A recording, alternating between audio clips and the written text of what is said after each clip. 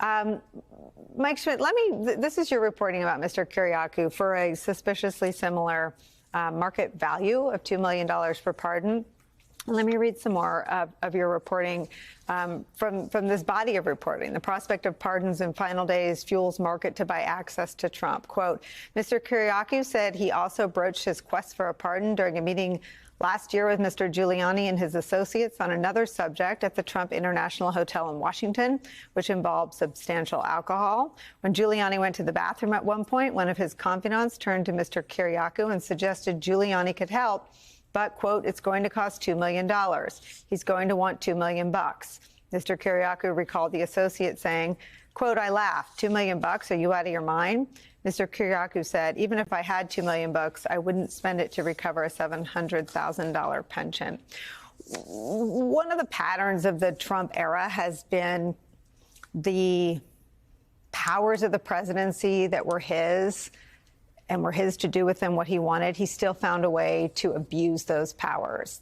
His use of pardons for people that were instrumental to the Mueller probe was scrutinized as potential obstruction. And this body of reporting was about selling pardons. Tell us what you know about sort of the status of how many of the unanswered questions remain. So when we wrote that story, I was pretty sure that we were going to be writing a lot more about pardons in the months that followed. And despite that allegation, which is from Kiriakou on the record, the Justice Department, to the best of our knowledge, never followed up with it. At least twice in the past 2 years, I had gone to Kiriakou to check in to say, hey, did anyone ever follow up on what you said?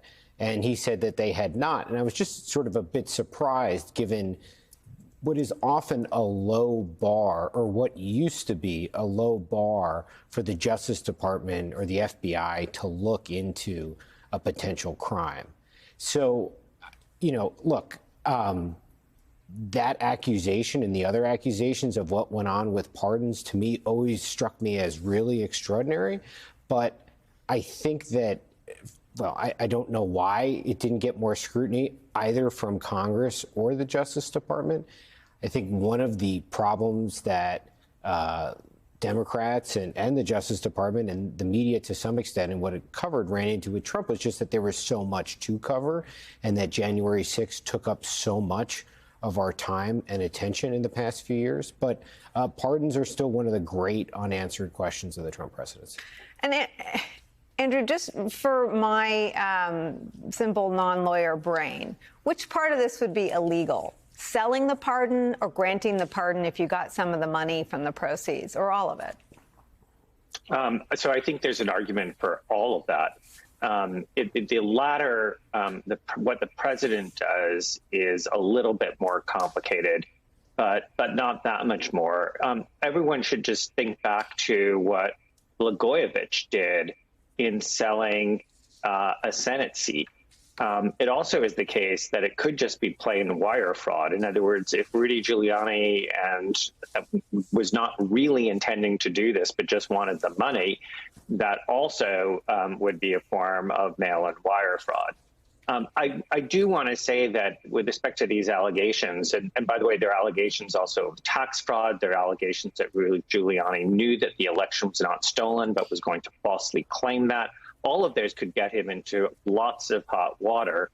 But it is useful to remember this is just a civil complaint.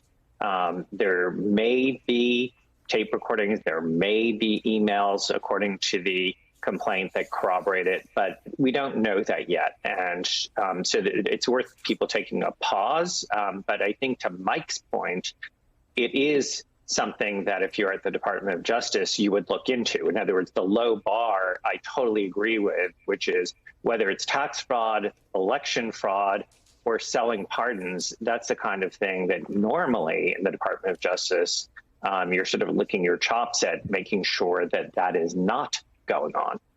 So you might have been then, as far as we know, as far as what is publicly facing, part of the last investigation at DOJ to scrub the use of the presidential pardon. Let me read what the Mueller report concluded. This is from the actual final report.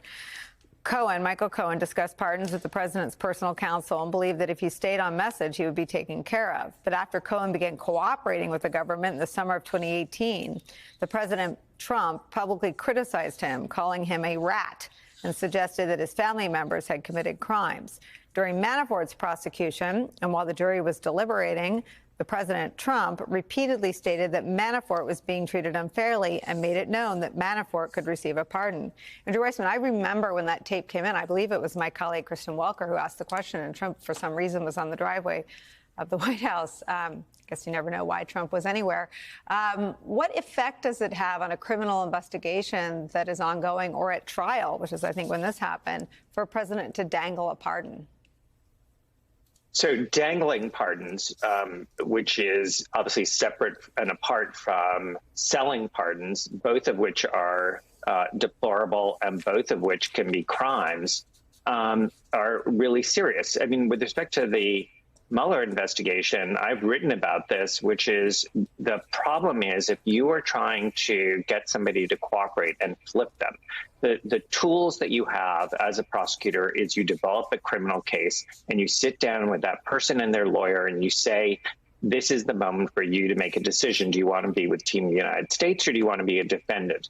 Well, if the person knows that they are going to or could get a pardon from the president, it makes it a whole lot harder to cooperate and to get that person to cooperate because they think, you know what, I have a get out of jail free card.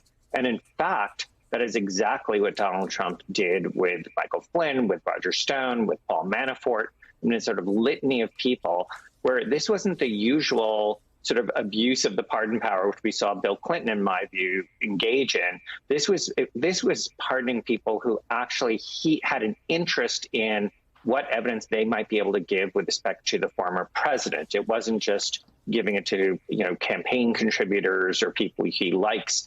This really fundamentally went to interfering with the investigation. So that can be a form of obstruction. And obviously selling pardons is also a federal crime.